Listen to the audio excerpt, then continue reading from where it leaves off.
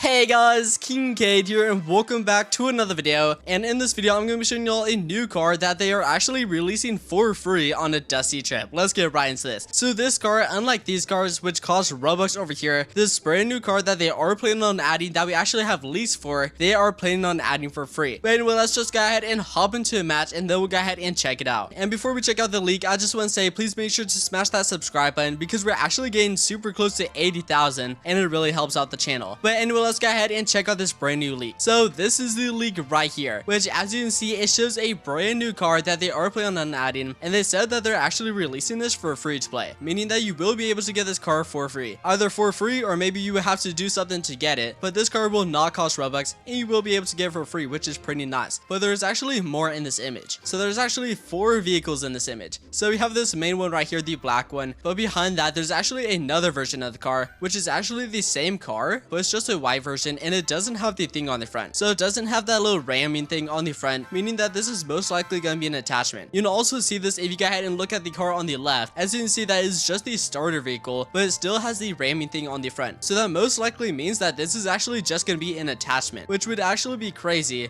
because I think what this is going to do is it's going to allow you to ram through the NPCs, which would actually be crazy because then that means at the 20,000 meter mark, getting past it would actually be very easy because at the 20,000 meter mark is the ghost town and there's like 100 NPCs there and it's pretty difficult if you do a solo. If you do a solo, then you need like 3 RPGs. They did make the RPGs better, so getting past it is a lot easier. But if you have this car, that would make it extremely easier because right now if you just try to drive through the NPCs, your car will most likely like bug out and then fly off the map somehow. That's happened to me before. I just tried driving straight through them and sometimes I just can't, like it just bounces off, and then other times my car glitches and then just like flies 10,000 meters away off the map. So yeah, pretty unlucky, but it looks like they are adding this attachment, so I'm assuming that you'll be able to attach it to any vehicle, which would actually be pretty awesome. But also another thing in this image is once again the 2 different cars. So they're actually the same car, just 2 different colors. So one is just pure white and then one is black, meaning that there might be different ways to get them, which it is possible one of them could cost Robux and then one could be free, because maybe the free one is the white one in the back that doesn't have the thing on the front, and maybe the one that will cost Robux is the black one with the ramming thing on the front. But it could also be possible